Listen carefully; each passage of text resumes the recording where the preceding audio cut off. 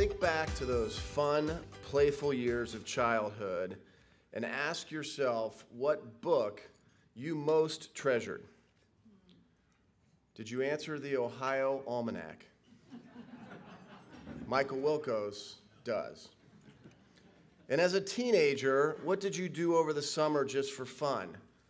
Did you draw up a development plan for the city of Columbus? And was it a high-density, walkable plan connected by transit?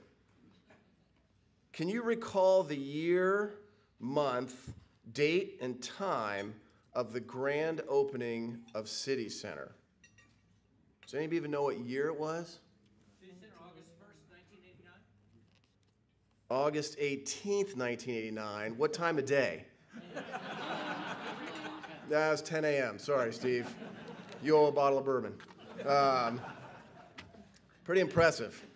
And finally, to dispel every last doubt, did you run an ad in your high school newspaper declaring, "Discover Columbus and capture the spirit"?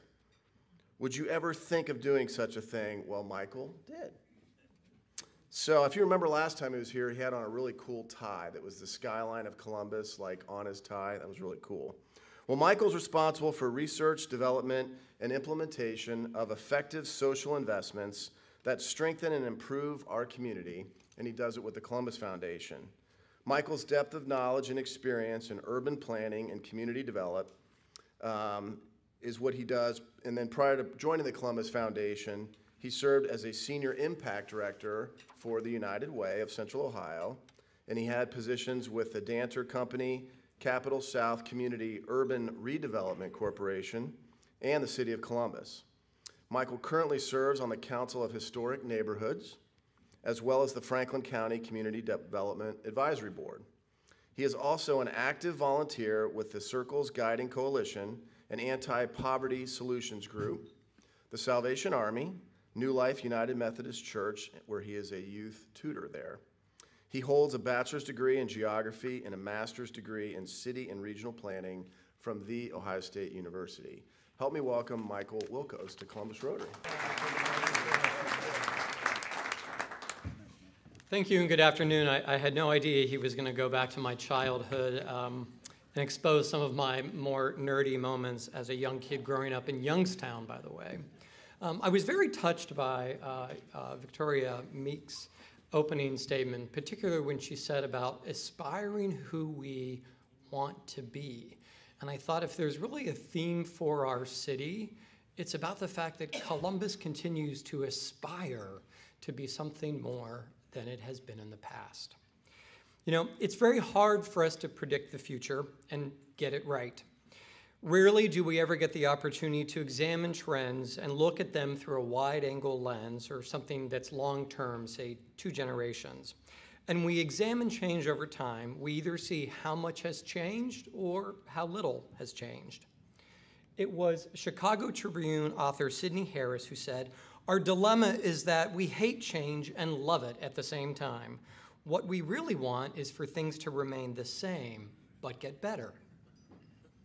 Recently, the Mid-Ohio Regional Planning Commission published Insights 2050. It was an attempt to predict Columbus in 2050, or out 35 years. Do we grow the way we have in the past? Do we have a more planned future? Or do we focus on maximum infill? The 2 choices, or the several choices in that report, give you a real impact of how Columbus of the future could be. And using suburban Dublin as an example, if we grow the way we have grown the past 25 years, we'll need another 495 square miles to accommodate population growth.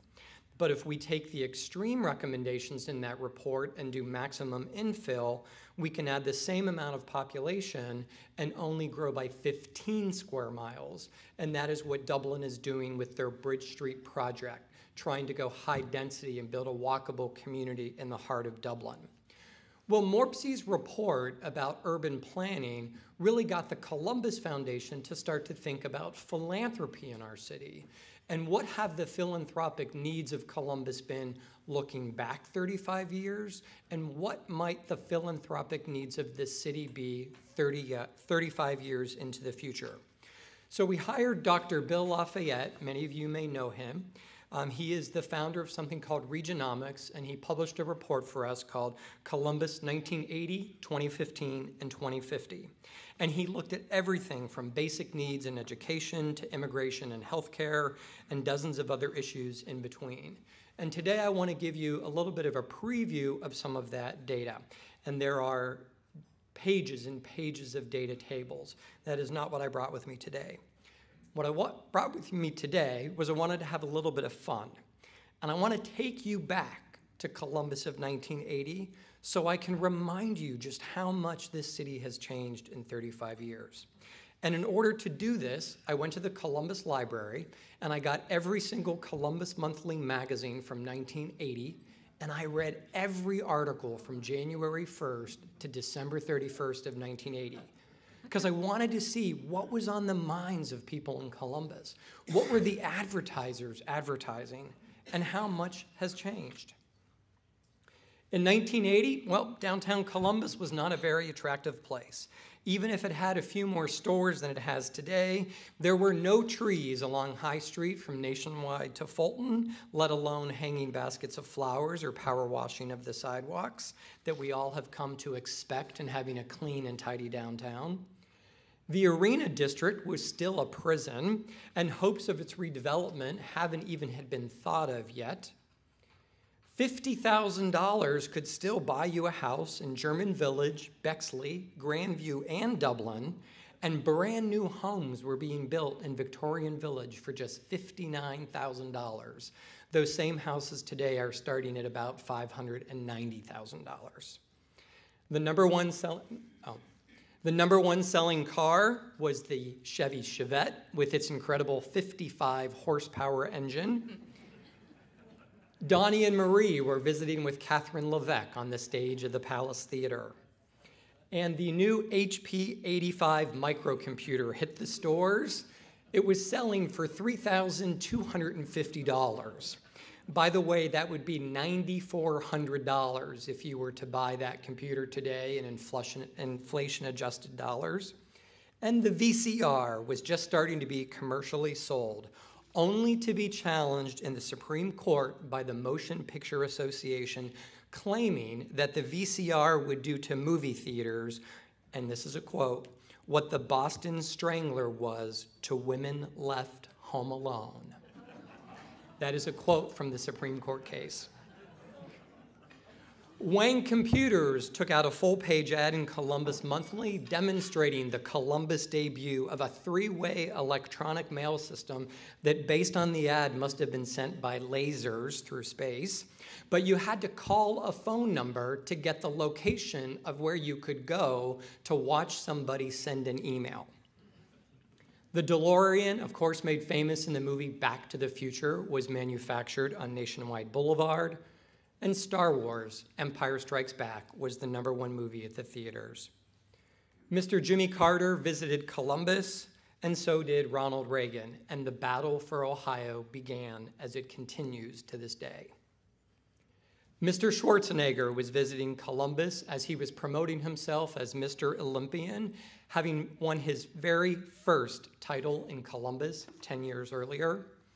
And Blondie had the #1 song, Call Me, which you could do on this device if, of course, Blondie wasn't using the phone. Otherwise, you would have gotten a busy signal. And there was the opening of Ohio Center, and Columbus finally had a convention center. But in the media, there were many articles that said Columbus was simply not a large enough city to actually have a convention center, and that people would not be showing up to go to conventions in Columbus. Attached to the Ohio Center was the Ohio Center Mall. It was intended to be the rebirth of downtown retail, and only 9 years later, on August 18th, 1989, at 10 a.m., Columbus City Center opened its doors. We shopped at places called Madison's, Gold Circle, Woolco, and just a few other retailers now entirely gone from the retail scene. And speaking of things that are gone, this is the list of the 15 largest private employers. You may notice that all of these private employers either no longer exist or almost have no presence in our city today. And taking with them were the 37,000 people that worked at those private sector companies. Our #1 tourist destination was the French Market. And Bank One was advertising the auto bank, what was considered to be the unnecessary idea of having to do your banking 24 hours a day. But automated banking was born. The Columbus Dispatch was the first newspaper in America to do a print online version. And in the media were difficulties of Columbus schools in achieving academic success, and how the new Southside Settlement House would be offering cradle-to-grave services that would, quote, transform the lives of the working poor on Columbus's downtrodden South Side. These are the similar claims that the new Reeb Community Center now hopes to achieve. Some things don't change very much. Also in the media in May of 1980 was this cover story that was an in-depth piece on police brutality in our city, specifically the issue of reported abuse of African-American young males from abuse from white police officers, specifically the deaths of unarmed black youth by white officers in our city. And speaking of police, there was another young man who got in trouble in Columbus, an unknown man called Woody Harrelson, who got a little too drunk while hanging out on High Street in the University District.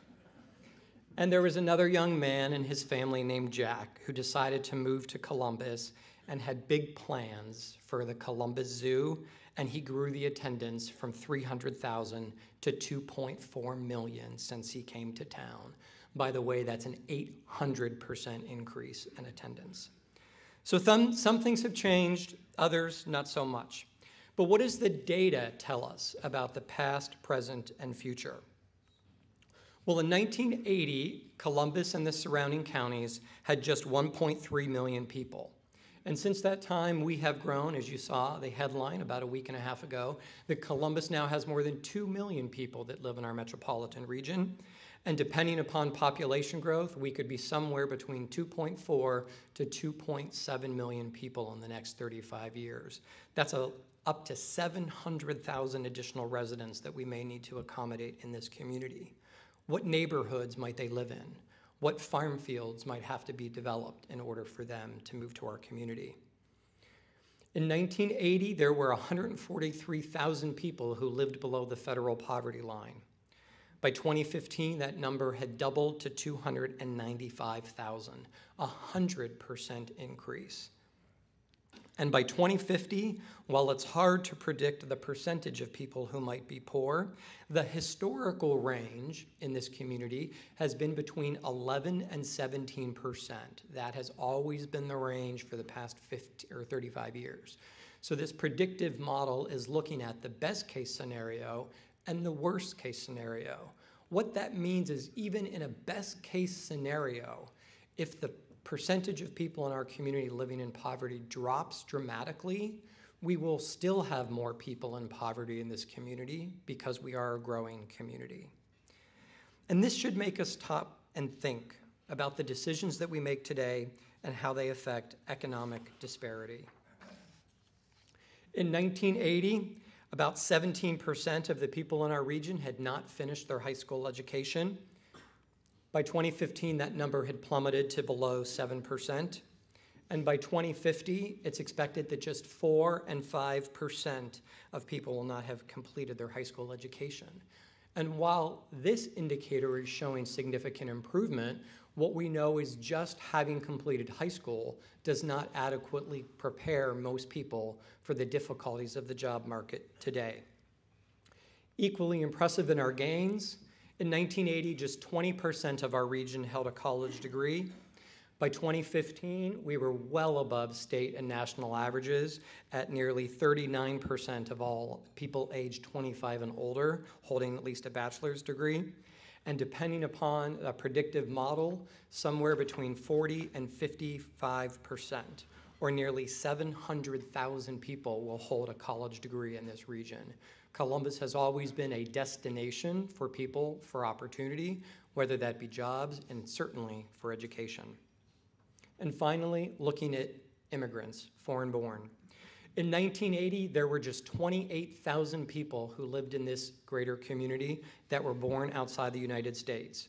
And by 2015, that number had jumped to 139,000. That, by the way, is a 500% increase, or immigrants have been growing at 10 times the rate of the general population.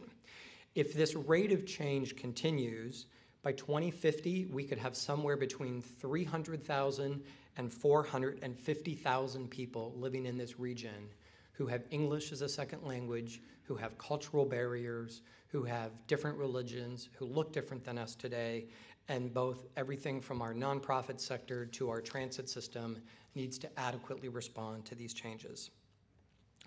You've heard some of the data. As I said, it's hard to predict the future and get it right.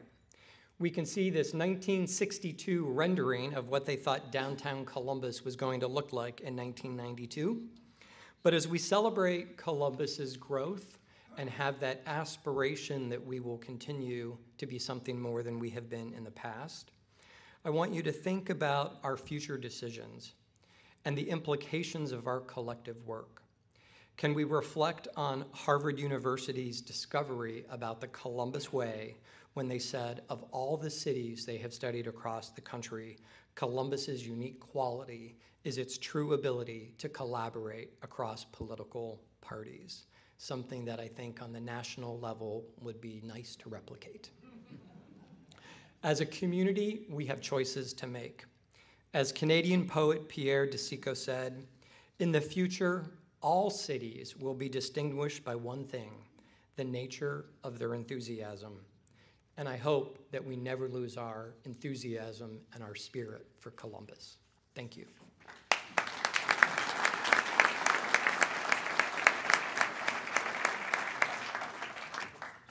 Time for questions and answers.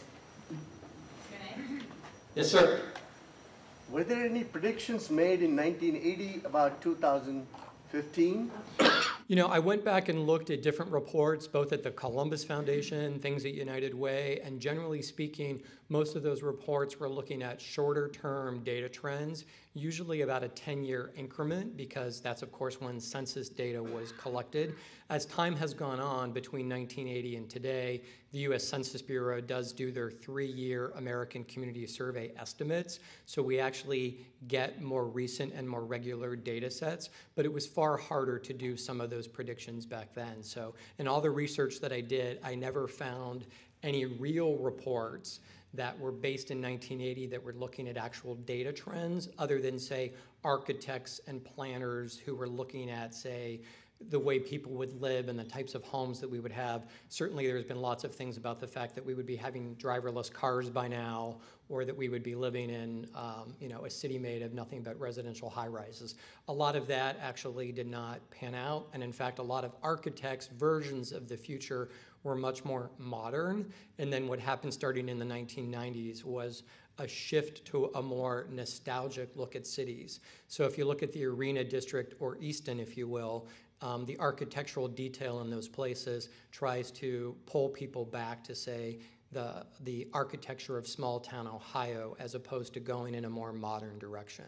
Because I think in many ways, the cultural psychology of our community is that we feel really good about the past, so we want to bring those, and that was that opening quote, we want to bring the good things from the past forward, but we certainly want to have the equality and the opportunity that we offer today for people of color and LGBT populations and women and all other folks who certainly have a much better life in 2015 than they would have had in 1980. So, yes, sir. How about predictions versus reality in respect to mass transit? The question is predictions versus the reality of mass transit. So this is something that is not my professional expertise, but I certainly have an opinion on the topic. It is certainly one issue that this city has struggled with for several decades. Columbus has yet, as a major city, and now a city of 2 million people, we are now one of the largest cities in the country that has not invested in what's called fixed guideway transportation, light rail, high-speed rail, or heavy rail, which would be more like a subway system. What you find in those cities, like Atlanta and Houston and Dallas and Phoenix and Charlotte, which have invested in that transit, what happens is the cities start to reorganize themselves around those transit corridors, just like our city has reorganized itself around 270. And I will give you a quote. When 270 opened, and by the way, the original report for 270 was in 1955. It took about 20 years before the 270 loop opened. And there were news reports on opening day for 270 that called it the freeway to nowhere. Why would we need a 55-mile loop around our city? Because when it opened, it was mainly going through cornfields, but it irrevocably reshaped the urban geography of our city. What fixed guideway transit would do for Columbus is provide that same development incentive to develop around those rail corridors, just like we develop around highway corridors. And if the predictive models prove to be true, and Columbus grows by somewhere between 400 and 700,000 people, and you look at what we have done in the last 5 years, and I'll put that in perspective. In the last 5 years, the state of Ohio grew by 75,000 people. Franklin County alone grew by 88,000 people in 5 years, right?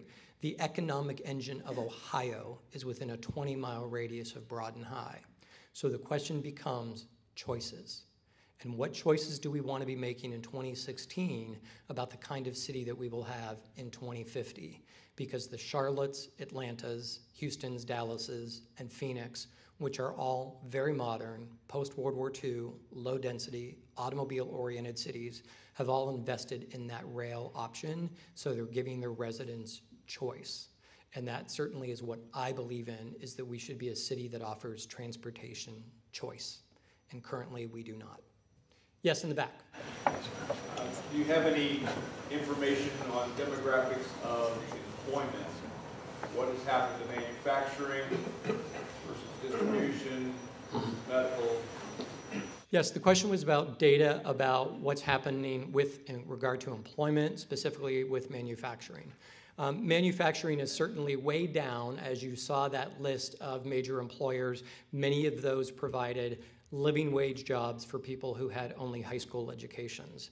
Columbus is producing a lot of jobs right now. In fact, the last 5 years has been the best 5 years for job creation in our region since they've been tracking the data in more than 27 years. We added about 21,000 net jobs last year, and we will add 22,000 net jobs this year, and Columbus is considered at full employment. What is interesting, when Bill Lafayette started to peel the layers of the onion off that employment discussion, what he found is in the 21 categories of jobs, Columbus was actually adding jobs in 19 of the 21 sectors. The two sectors we were not adding jobs were service and entry-level jobs. And what he found was that there are actually less entry-level jobs in Columbus today than before the recession, and entry-level jobs or transitional jobs are paying less than what they paid before the economy. Another way to sum it up, for those of us that have either a technical skill, bricklayers, electricians, contractors, or we have an educational skill because we have a college degree, this recovery has treated us very well. But for 20% of our region who don't have those technical or educational skills, they are still waiting for the recovery to reach them, which is why we are seeing something in the current economic recovery that we have never experienced before, and that is dropping unemployment, rising wages for a large portion of us, but not a reduction in the poverty rate.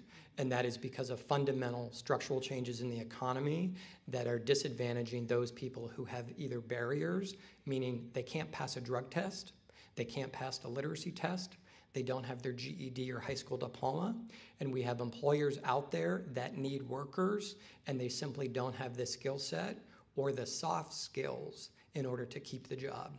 And what the data also suggests, that for people who work a full-time job in Franklin County, meaning if you can get a job on January 1st and keep it to December 31st, the poverty rate for those individuals is just 2.5%.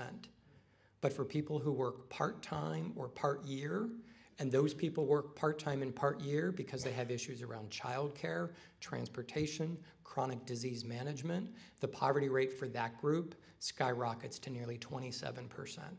And those are the people that have not been able to take part in this economic recovery. That data, by the way, is looking at a much shorter term set, like looking at the last 5 years. And because of that, the Columbus Foundation is now focusing on something called Opportunity Youth.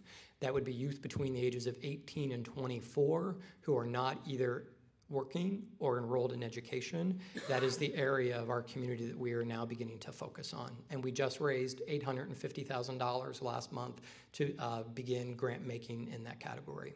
And that money was raised by our donors in a matter of a few weeks. So thank you for the question.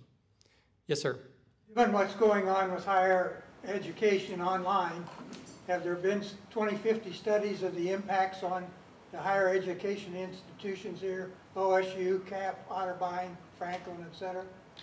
So we didn't specifically look, the question was about the impacts of higher education. Certainly one of the issues with Columbus as a highly educated metropolitan region and the data suggesting that Columbus will continue to outperform Ohio in the US with regard to college attainment, which is a good thing.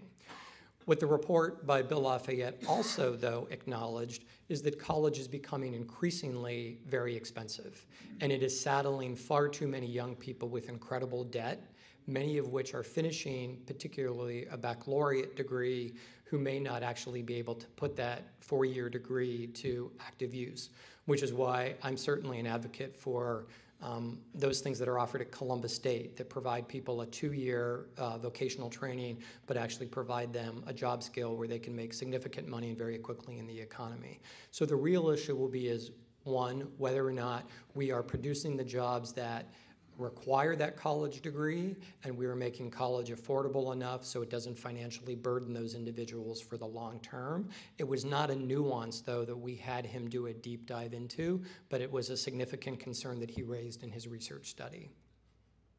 Thank you, Ephraim. I get to Indianapolis quite a bit, and there are a lot of similarities. How does Indianapolis and Columbus, how do they stack up? Columbus and Indianapolis are very similar in many ways.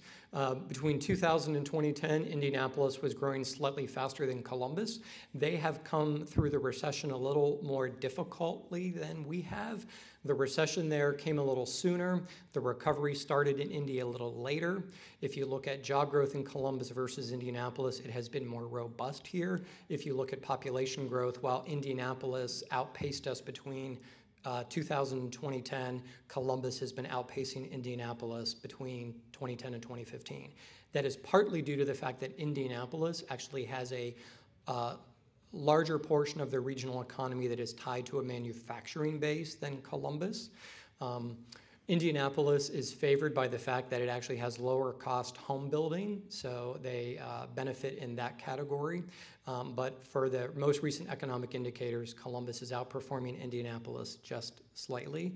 The other issue is Columbus, through an educational attainment perspective, Columbus is much better prepared to move into an information age because we have a higher level of educational attainment, and many companies come to Columbus to tap that readily available labor pool, which is not always available in Indy. Thank you for your time today. Next week's speakers will be Ted Hines and Dan Sullivan, who will be sharing with us about the U.S. Senior Open and giving us a behind-the-scenes look at that very exciting tournament that's going to be going on at Scioto Country Club. In the meantime, have a great week. Be a Rotarian all week long.